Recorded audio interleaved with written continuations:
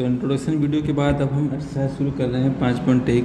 तो पहला क्वेश्चन हमसे क्या कह रहे हैं, निम्नलिखित स्थिति में से किन स्थिति के संबंध में संख्याओं की सूची एपी है और क्यों। हमें यहाँ पे कुछ स्थिति दी गई है और हमें सिर्फ ये बताना है कि इनसे जो संख्याओं की सूची बनेगी वो एपी है या नहीं है, और एपी है तो क्यों एपी है। अब कोई भी चीज़ एपी कब होती है, अगर दो संख्याओं के बीच में अंतर कैसा आता है, एक बराबर। तो देखते हैं पहले से एपी बन रही है नहीं बन रही है। तो पहले बात को समझते हैं। प्रत्येक किलोमीटर के बाद टैक्सी का किराया, यानी कि हर किलोमीटर बाद जो टैक्सी का किराया आ रहा है, क्या वो एपी बना रहा है।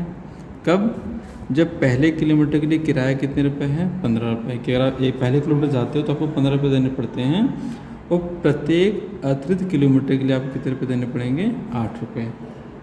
यानी जब हमने यात्रा शुरू करी उसमें पहला किलोमीटर के हमने 15 रुपये दिए, उसके बाद हर किलोमीटर के लिए हमें कितने रुपये पे करने हैं, 8 रुपये देने हैं। तो क्या इससे एपी बन पाएगी, देखते हैं।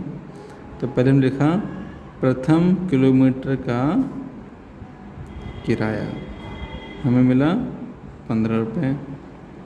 इसके बाद प्रत्येक अतिरिक्त किलोमीटर का किराया वो हमारे पास कितना है, 8 रुपये। ठीक है ना।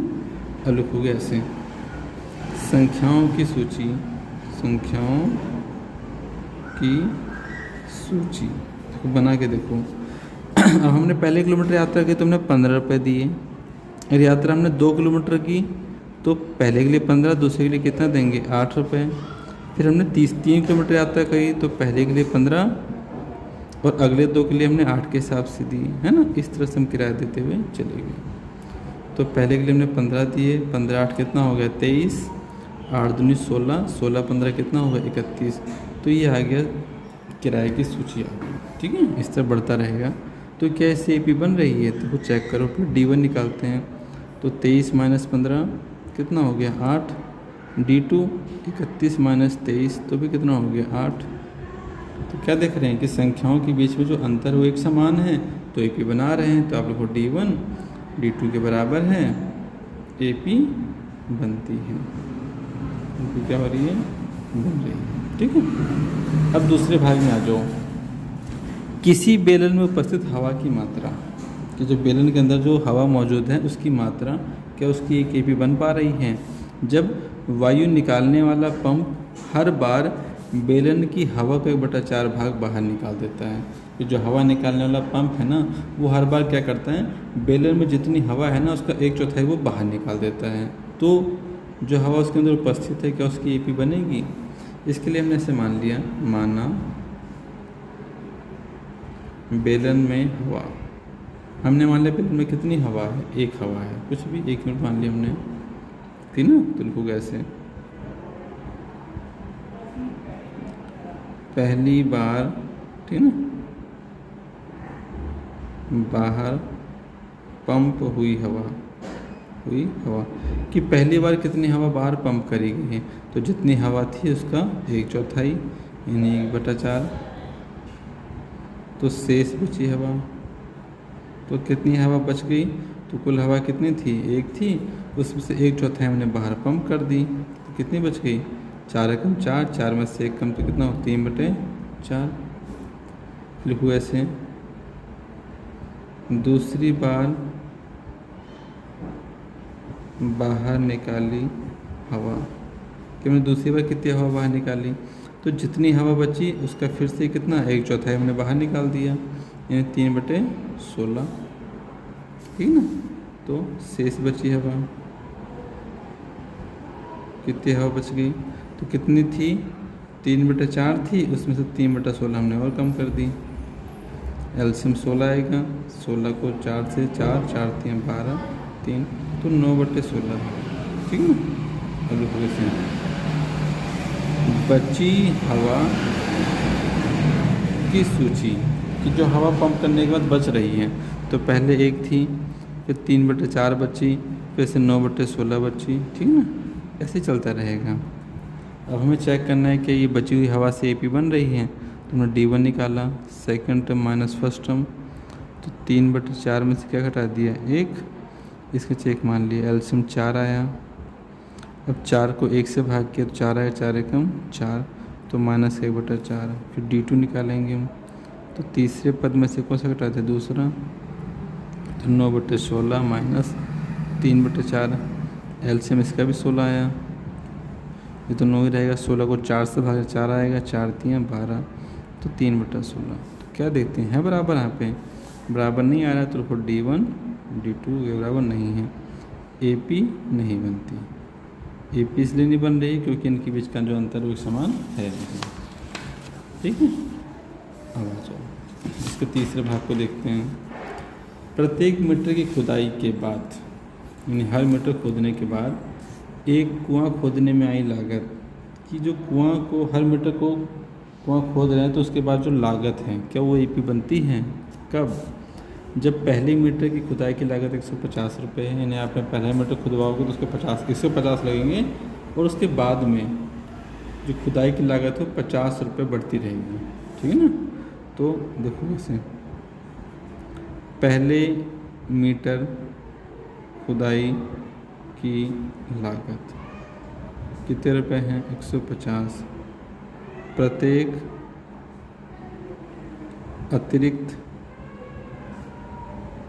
मीटर की खुदाई की लागत वो कितनी है, 50 रुपये करके बढ़ रही है।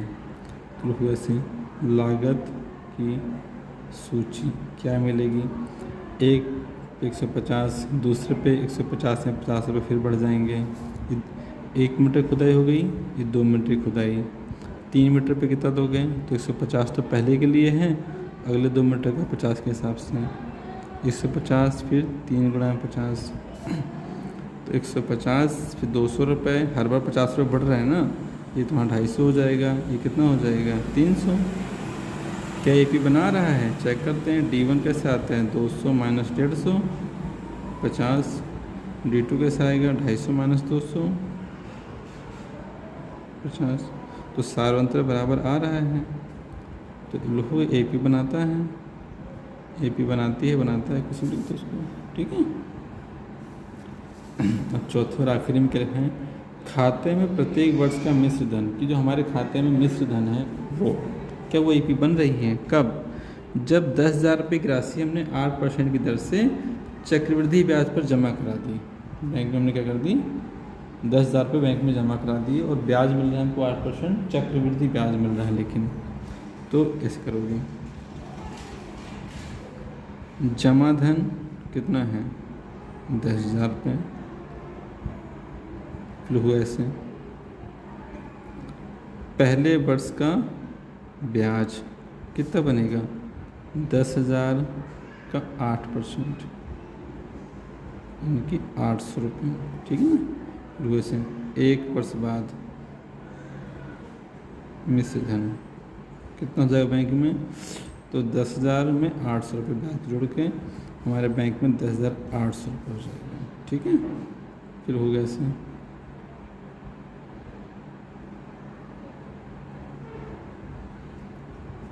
दूसरे वर्ष का ब्याज, तो दूसरे वर्ष अब हमें इस राशि पर ब्याज मिलेगा 10,800 का कितना परसेंट, 8%, तो 864, 864 रुपये ब्याज मिलेगा।